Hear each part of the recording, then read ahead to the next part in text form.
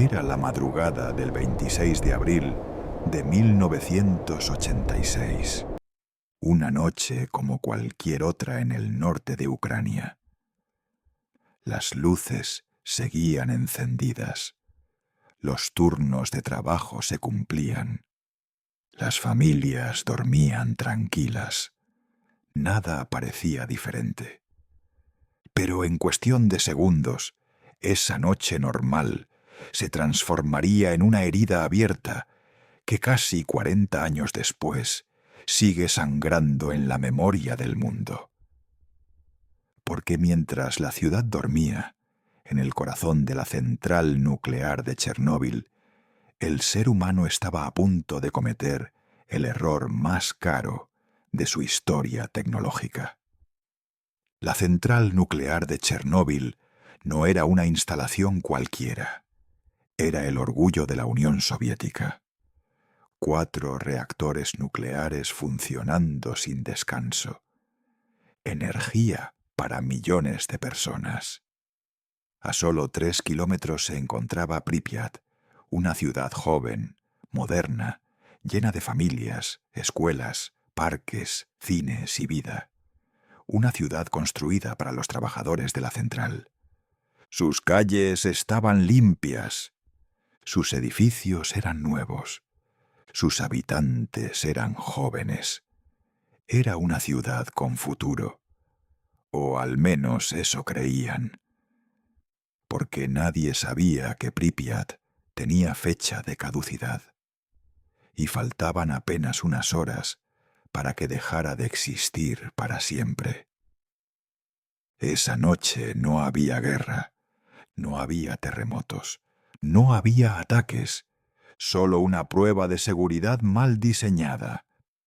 Los ingenieros querían comprobar si, en caso de un corte eléctrico total, las turbinas del reactor podrían seguir generando energía el tiempo suficiente para mantener activos los sistemas de emergencia.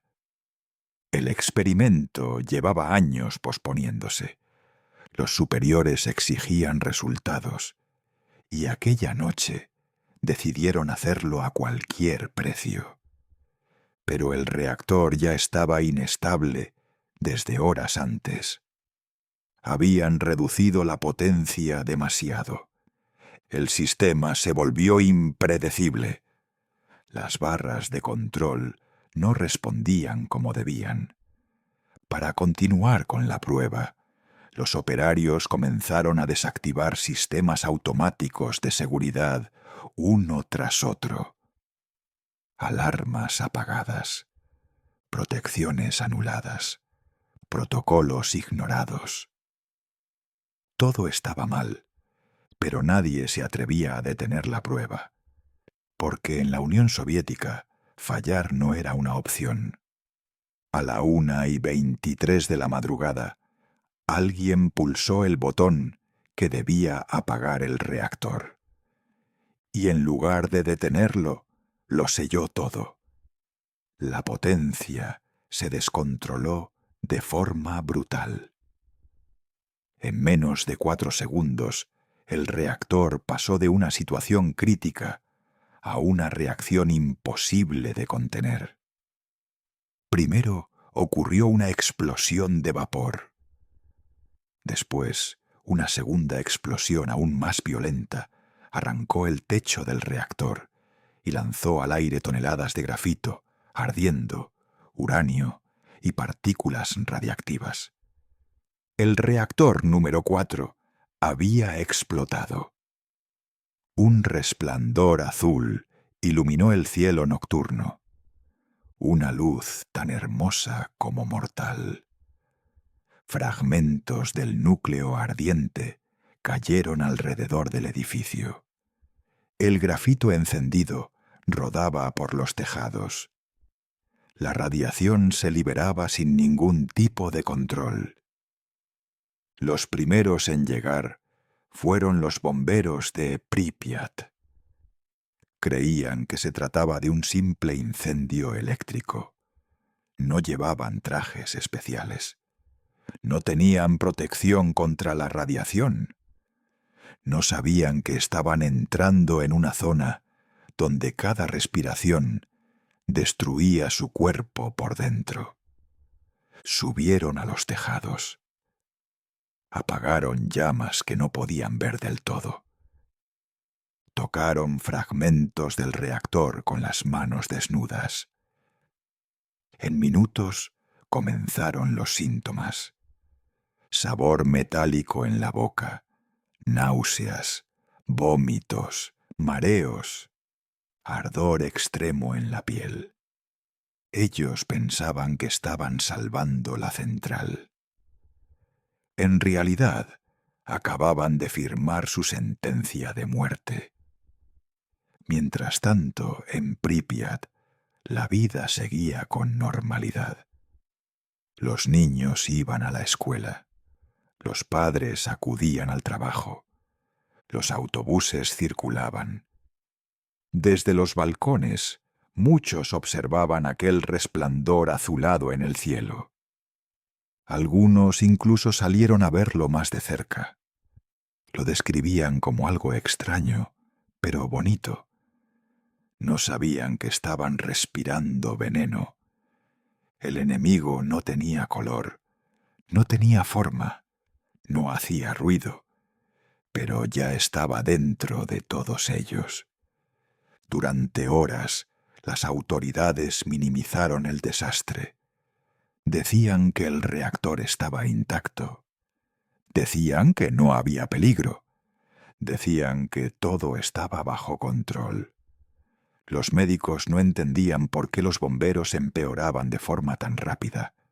Sus cuerpos se apagaban por dentro. Las células dejaban de reproducirse. La sangre se volvía inservible. La radiación estaba devorando los vivos. Mientras tanto, los niveles en la zona eran tan altos que permanecer al aire libre unos pocos minutos podía ser mortal. La verdad empezó a salir a la luz cuando a más de 1000 kilómetros de distancia, en Suecia, los sensores de una central nuclear se activaron sin motivo aparente. Los técnicos creían que era un fallo de su propia planta, pero todos los sistemas estaban en orden. Entonces alguien miró el viento, y todo apuntaba hacia la Unión Soviética. El mundo entero entendió que algo gigantesco había ocurrido. 36 horas después, llegó la evacuación. A los habitantes de Pripyat se les dijo que prepararan una pequeña bolsa, que volverían en 3 días. Nunca regresaron. Más de 50.000 personas abandonaron la ciudad en cuestión de horas. Dejaron comida en los platos, ropa en los armarios, juguetes en el suelo. Los padres intentaban tranquilizar a sus hijos. Les prometían que volverían pronto. Pero Pripyat ya era una ciudad muerta. Calles vacías, ventanas abiertas, silencio absoluto. El tiempo se detuvo para siempre aquel día, pero el mayor peligro aún no había pasado. El núcleo del reactor seguía ardiendo sin control, como un sol enterrado bajo toneladas de escombros. Una masa incandescente de metal fundido avanzaba lentamente hacia el subsuelo. Debajo del reactor había depósitos de agua. Si el combustible fundido entraba en contacto con esa agua, se produciría una explosión térmica tan potente que la nube radiactiva habría cubierto gran parte de Europa. No habría sido solo Ucrania. Habría sido medio continente. Había que intervenir, pero nadie quería acercarse. 3 hombres se ofrecieron para bajar a las galerías inundadas bajo el reactor. Avanzaron a oscuras, con el agua hasta las rodillas, respirando radiación pura. Buscaban las válvulas que permitían vaciar los depósitos. Sabían que probablemente no saldrían con vida. Las encontraron, las abrieron y contra todo pronóstico sobrevivieron. Pero el peligro seguía vivo. Miles de toneladas de grafito altamente radiactivo cubrían los tejados de la central. Los robots enviados para retirarlo fallaban en segundos. Sus circuitos se freían bajo la radiación. Entonces enviaron personas. Comenzó la etapa de los liquidadores. Más de 600.000 personas fueron enviadas a Chernóbil. Soldados, bomberos, mineros, ingenieros, civiles. Cada uno tenía una tarea. Cada uno recibía una dosis de radiación que el cuerpo humano no estaba preparado para soportar. Subían a los tejados por turnos de apenas 40 segundos. Corrían. Recogían fragmentos de grafito con palas. Los arrojaban al abismo del reactor y bajaban corriendo. Algunos se desplomaban al llegar abajo. Otros se enfermaban días después. Muchos nunca superaron las consecuencias. Los mineros cavaron túneles bajo el reactor a temperaturas extremas. El sudor caía como lluvia. El aire era irrespirable. La protección mínima. Trabajaban sabiendo que estaban acortando su vida con cada metro excavado. Finalmente, levantaron un colosal sarcófago de hormigón y acero alrededor del reactor destruido. Un ataúd gigante, un sello improvisado para encerrar el infierno. Pero aquel sarcófago tenía grietas desde el primer día. La radiación seguía escapando. El peligro seguía dentro. Décadas después, fue necesario construir una segunda estructura aún más grande. Una cúpula de acero de más de 30.000 toneladas. La mayor estructura móvil jamás creada por el ser humano.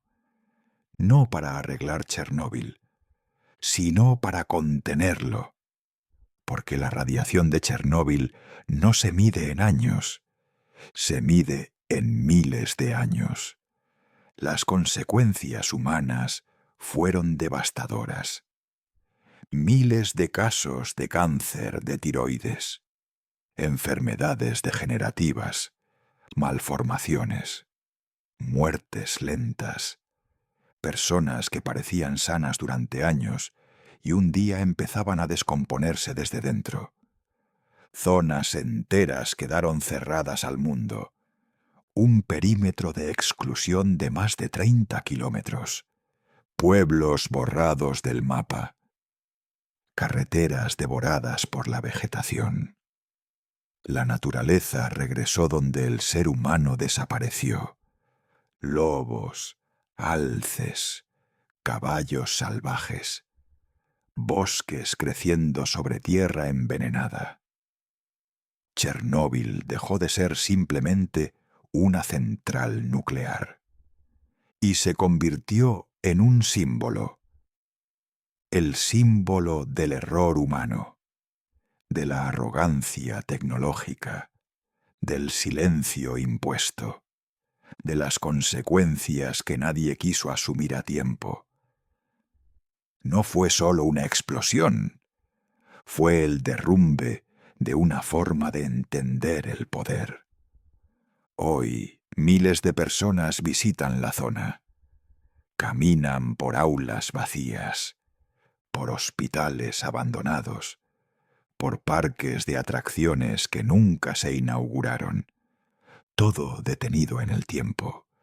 Chernóbil sigue allí, bajo toneladas de acero, latente, dormido, esperando, recordándonos que una sola noche puede cambiar el destino del mundo para siempre, y que cuando el ser humano juega a ser invencible, la realidad siempre cobra su precio.